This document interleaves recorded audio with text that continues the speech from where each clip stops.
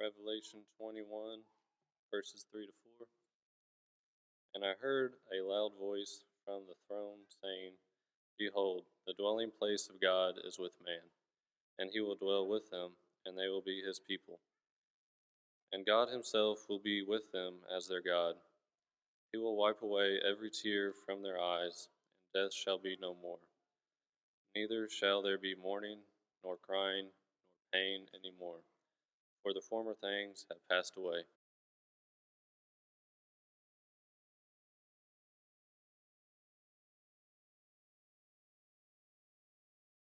Good morning. It is good to see you, and thank you for making a point to be here. It's a kind of a special day in several ways uh, because if you're here and you're visiting with us, first of all, thanks. But second of all, you're in for a treat. At least I hope so. And if you're not, you can talk to Sean Rocket, who's here in a blue shirt up front, sitting on the first pew, because there's a fellowship meal. Isn't there? Yeah. After Bible class. So I hope you stay and know that there will be plenty of food, won't there? Just kidding. For everybody. So please stick around and join us in that. And the other thing is, if you notice, Russ said something that was a little strange before John's first lesson. Because traditionally on a fifth Sunday, we're doing a point, and then we're going to sing a song that follows that point, and then we'll do that through 3 points. Russ is right, believe it or not, as we begin this lesson in the whole context, right, of what we've been talking about this month is renewal. Through this year of transformation, we're talking about renewal. And this morning, I wanted to focus on a renewed rest that we can only find in God. I am, of all people, I am and always have been, as far as I know, a huge fan of naps. And I know many of you out there are, but you wake up from a nap, and the worst part about it is you got to wake up, right? And for me, it takes 4 or 5 minutes of keeping my eyes open for me to actually wake up, because that's not real rest, is it? I mean, you get a little break and you catch up and you recharge a little bit, but you get to the end of that nap and man, you almost feel worse than when you started. There's something better. There's something better than a good night's sleep, and there's something better than a nap. A renewed rest. Let's look at three passages this morning, and we're going to begin in Exodus. In Exodus chapter 33, we see that we, as the people of God, we can find rest in the presence of God. We can find rest in the presence of God. Simply being and knowing that we are in the presence of God gives us some type of indescribable and indispensable peace, rest. And it ought to. Read this passage with me in Exodus chapter 33. This is in context. If you back up one chapter and you look at Exodus chapter 32, something important happened. Moses comes down from the mountain, right? From Mount Sinai after getting those 10 commandments, and he sees the golden calf. He breaks those 10 commandments, those 2 tablets, in hot, righteous anger, and then he marches himself back up to the mountain of God. Let's look at this. In Exodus chapter 33, beginning in verse 12, look at what it says here, and we're going to read all the way through verse 17. Moses said to the Lord, "See, you say to me, bring up this people, but you have not let me know whom you will send with me. Yet you have said, I know you by name, and you have also found favor in my sight. Now, therefore, if I have found favor in your sight, please show me now your ways that I may know you in order to find favor in your sight. Consider too that this nation is your people. Then God said, and he said, my presence will go with you and I will give you rest. And he said to him, if your presence will not go with me, do not bring us up from here. For how shall it be known that I have found favor in your sight and I and your people? Is it not your going with us so that we are distinct, I and your people, from every other people on the face of the earth? And the Lord, in verse 17, the Lord said to Moses, this very thing that you have spoken, I will do. For you have found favor in my sight, and I know you by name. This passage is powerful because it speaks. It speaks to us, and it speaks to the relationship that God has promised to all of his people. And we'll talk about that in just a couple of minutes. But back up here real quick with me and look at what the presence of God promises us. Because if you go back in verse 14, what it says distinctly, right? What God, he says to Moses, my presence will go with you and I will give you rest. There is an immediate connection between the presence of God and finding rest. I'm going to suggest something that's a little bit crazy, that you cannot, aside from the presence of God, aside from his being in existence and being with you and for you, that you can't find rest. And that there will be no peace in this life. There will be no solace if you are not with God. If God is not with you, then there is no peace. I'm reminded of an interview that Abraham Lincoln had in the midst of the Civil War. They were still interviewing the president. And they asked Lincoln, and this is how far we've come as a country. They asked him, do you think God is on the side of the North or the South?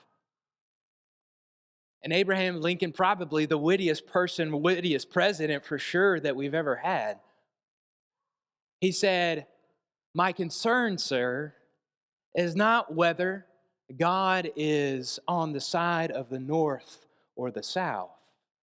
My concern, rather, is, am I on God's side? You see, it doesn't matter unless you are on God's side, right? Because God will be with you in the presence of God. That's what matters. So the question is, are you on the Lord's side, right?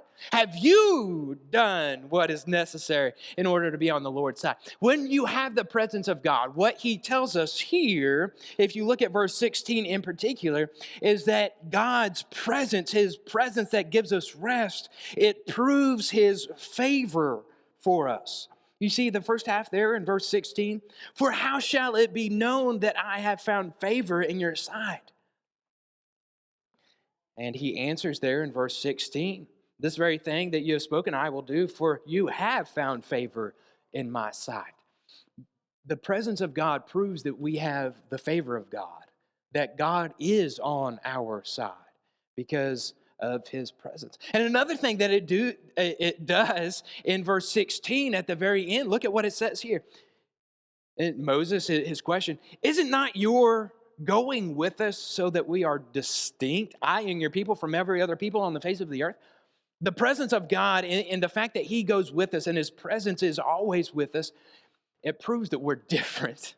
It proves that not only that we have favor, but it proves that, even today, that we are a different, a distinct people, that we have been set apart. Now, I told you that it correlates to us today. Keep this passage in mind as God talks to Moses, that His presence declares His favor, and that His presence gives us rest, and that His presence proves our distinction. Keep that in mind as we move to one more passage in Romans real quick that I want to read for you here in Romans chapter 8. Look at this in verse 12.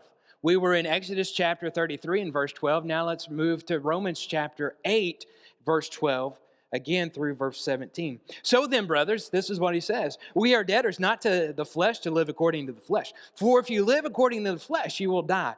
But if by the Spirit, look at this, you put to death the deeds of the body, you will live.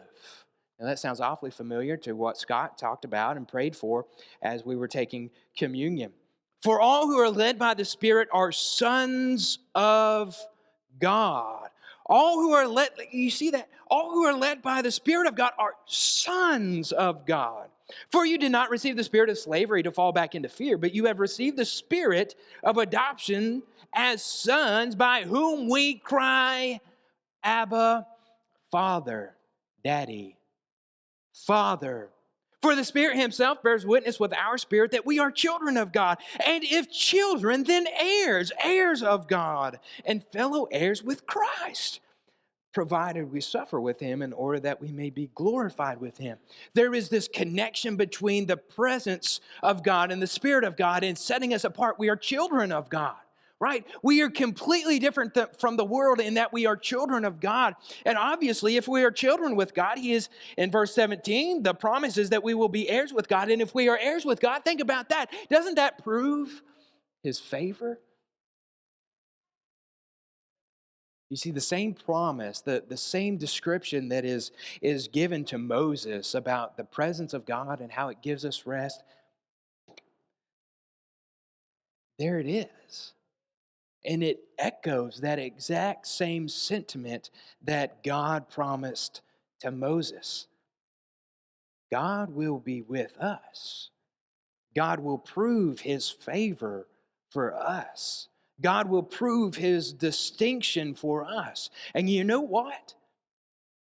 I can find rest in that. I can find peace in that. Knowing that in verse 15, that I can have such an intimate relationship with the Creator of the world that I can call Him Father. Rest. Rest in the presence of God because God is with us.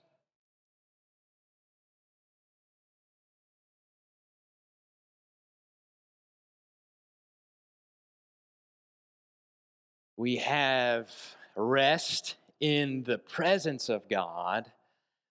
And here is an oxymoron for you. Rest in His work. Rest in His work. I don't know if you've ever had satisfaction of working on something. We had a work day here at the building. And if you weren't here, boy, did you miss out.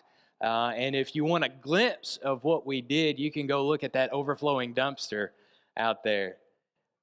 There is some type of satisfaction in working.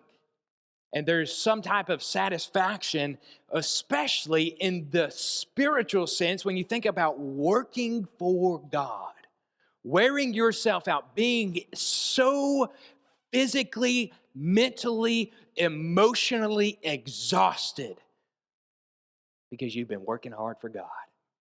Look at this passage in Matthew chapter 11. Let's read this. It is one of my favorite passages in Matthew chapter 11 when we think about working for God, when we think about working with God, and when we think about having peace.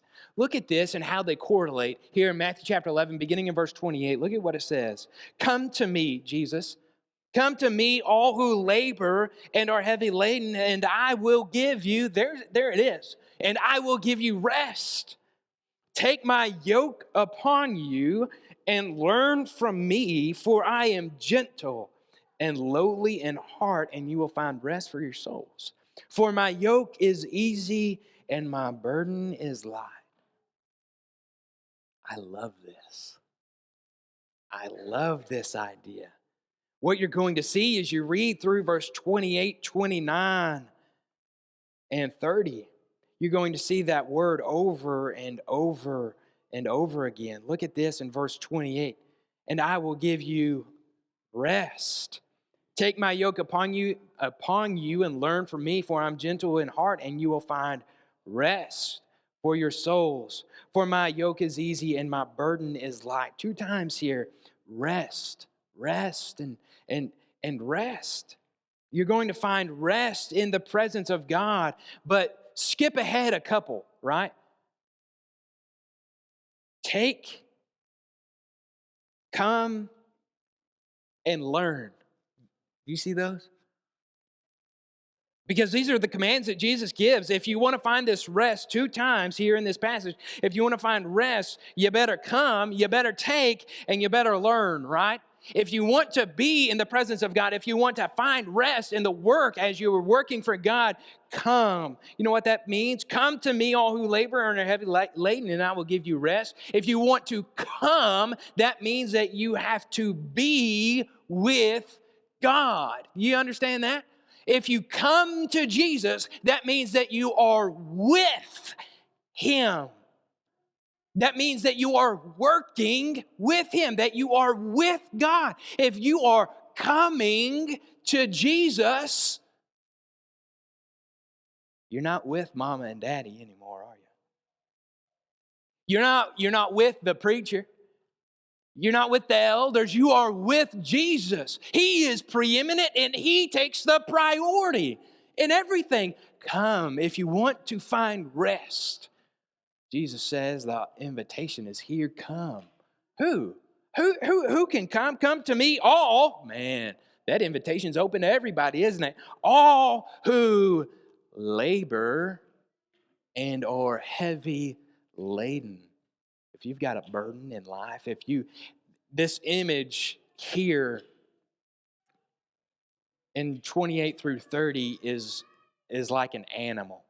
We see the yoke 2 different times, but it's like an animal that is so burdened, that is under such a heavy load.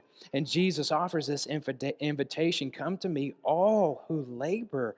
And if you've got a heavy load, if you're heavy laden, and I will give you rest. And then look at the second one in verse 29. Take my yoke upon you. Take my yoke upon you. So you come to Jesus, that means that you are with God, and you take the yoke upon you, that is the yoke of Jesus, that means you're working with God. Not only are you with God, you're beside Him, you are working with Him. If you imagine a yoke, you got something around your neck, probably wood at this point in time. You've got this wooden yoke around your neck, and look at this. Who's working alongside you? Take my yoke. This is the yoke of Jesus, isn't it? So you are working and you're plowing hard and you are doing everything that you can and you're working and you get to that point and you're so frustrated because nobody is helping you and you can't do it anymore. Have you ever been there? Have you ever been so down because it seems like nobody else cares? And then you've got this yoke around your neck. And then you remember, I'm not working for them. And I'm not working for myself. This is the yoke of Jesus. When we get so down and when we get so frustrated in working for God, and it seems, we call it burnout, when it seems as if nobody else in the world cares what we're doing, remember the yoke that you are carrying. It's the yoke of Jesus. You're working with God. You're not working for yourself. You're not working for anyone else. You're working for Jesus. And if we keep that perspective, that paradigm in our mind that we're working for Jesus, not for man, unstoppable. We will be absolutely unstoppable. So he says, first, he says, come. Then he says, take my yoke upon you. And then third, he says, learn from me, for I am gentle and lowly in heart, and you will find rest for your souls. When you come, right, you're with Jesus. And now that you're with Jesus, you put the yoke around your neck. And then, now that you've got the yoke around your neck, you better listen. If you want to learn from him, you got to learn to listen. How many times do we say that around our house? Listen, what did I just say? Listen to me. Listen. Listen to Jesus. Who's the one giving the commands? It's not you. It's the yoke that you're wearing, right? So you're here with God, and you've got this yoke, and you're working with God. You're working for God. And now all of a sudden you are listening for the commands of God. Put all that together. Come to me, all who labor and are heavy laden, and I will give you rest. Take my yoke upon you and learn from me, for I am gentle and lowly in heart, and you will find rest for your souls. For my yoke is easy and my burden is light. What it does not say in this passage is that when you come to Jesus, all the work stops. And that when you come to Jesus, there is no more burden. In fact, it says the exact opposite, doesn't it?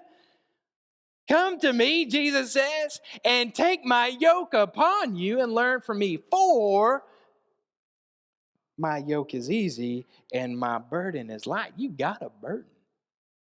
You got to work. But the promise here, when we put it all together, that when we come and when we take and when we learn from Jesus, that there's rest in that. There's rest in the fact. There's peace in the fact that we're working for the Lord. We're not working for man. There's peace in the fact that when we get so discouraged that we can remember, oh yeah, I'm working for God. There's peace in the fact that we know and are confident that our orders come from the Lord.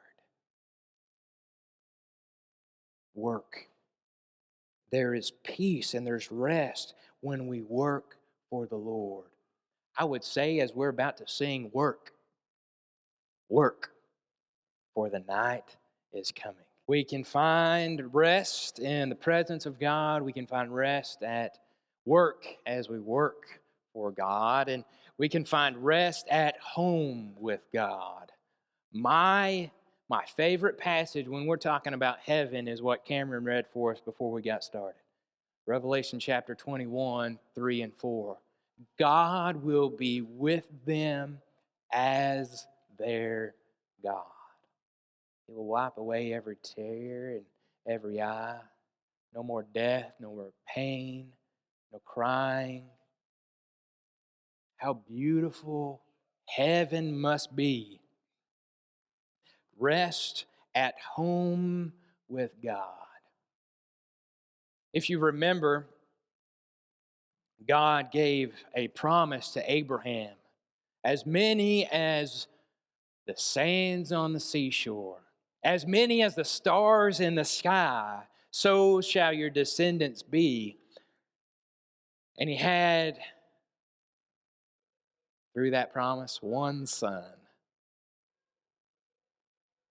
But as we fast forward to today and we read passages as we find in Romans that we are all children of Abraham and we are all heirs according to the promise through what Jesus has done for us, giving us access to that promise, we see that promise being fulfilled. And one other promise that God gave to Abraham is that as he separated from Lot, look out over this land. I'm going to give you this land as a possession. That never came to fruition. He was still a wanderer, a nomad in that land until Moses comes along. And even then, as Moses came, that promise still was not fulfilled until Joshua led the Israelites into that promised land, into the Canaan land, the land of promise. That was their home.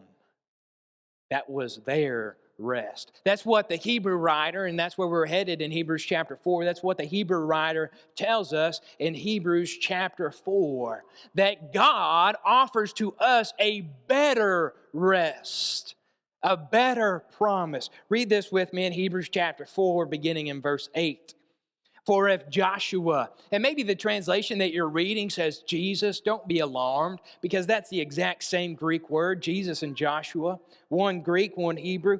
For if Joshua had given them rest, God, He, would not have spoken of another day later on. So then there remains a Sabbath rest for the people of God. For whoever has entered God's rest has also rested from his works as God did from his. Now think about this in the context of now we are entering into that promised land. Because when we metaphorically cross over the Jordan River, we cross into death. What we do is we cross into home with God, where God will be with us as our God, where there will be no more death, no crying, no pain, no tears. We will be at home with God. But let's back up and let's look at this here in Hebrews chapter 4. Very plainly, let's notice a few things. First, we have this rest. For if Joshua had given them rest, God would not have spoken of another day later on. So there remains a Sabbath rest for the people of God. For whoever has entered God's rest is also rested from his works as God did from his. Rest, rest, rest, rest. 4 times. You see that? Rest.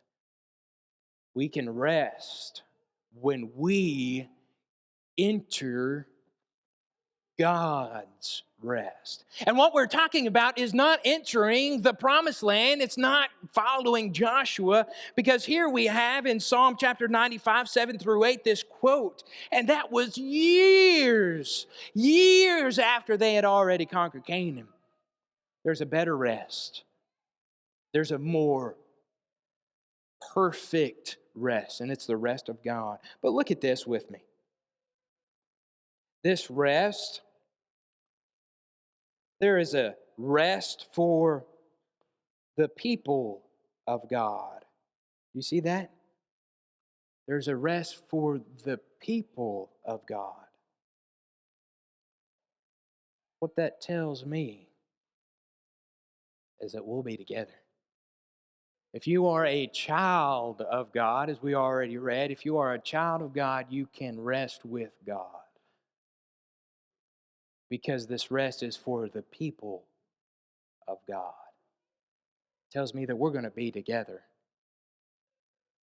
When we rest, not only are we going to be together, but we're going to be, as we've already said, that we're going to be with God, because in verse 10 it says, for whoever has rested has entered God's rest. It is the rest of God. It's a rest that God promises, and it's a rest that God's going to give us. For whoever has entered God's rest has also rested from his works as God did from his.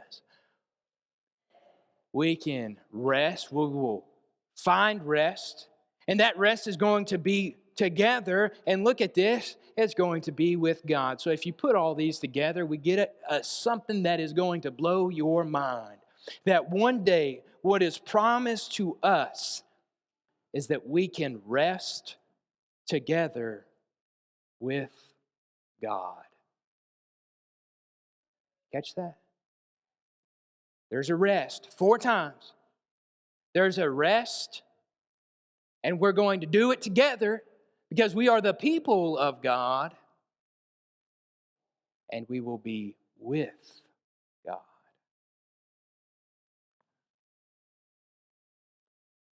Allow me to be very frank for just a few seconds.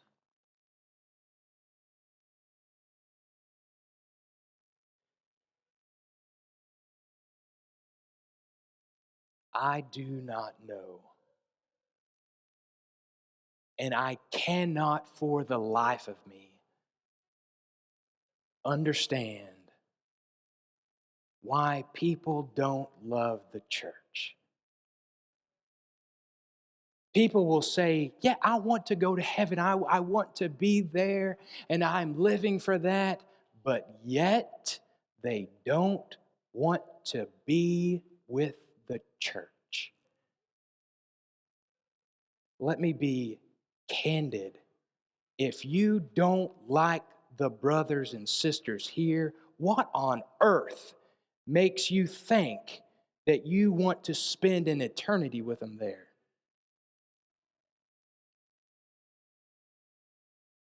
We better cherish the time that we get to spend together here. Because this is just a small glimpse of what it'll be like there. Because we will be able to rest together in the presence of God.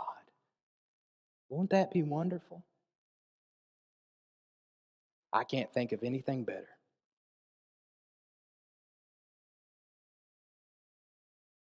Just a couple more thoughts and the lesson will be yours. If you go back, if you can remember, to Exodus 33, and you think about Moses, that promise of the presence of God, that is to the people of God. And then you fast forward to Matthew chapter 11, 28 through 30. The invitation to Jesus, who is that for? Well, that's for the people of God. And then you fast forward a little bit more to Hebrews chapter 4. The promise of being at home, the rest with God, at home with God. Who is that for? Guess what? That's for the people of God. All of the promises of rest are for the people of God. One question: are you a child of God? Are you in that people of God? I hope so. If you aren't, if you're not a child of God and you need to be baptized, have your sins washed away, and become that child of God, heir according to the promise, now is the time. Or perhaps you are a child of God. You've fallen away and you need to find rest. You need to find that rest in the presence of God once again. The invitation's yours.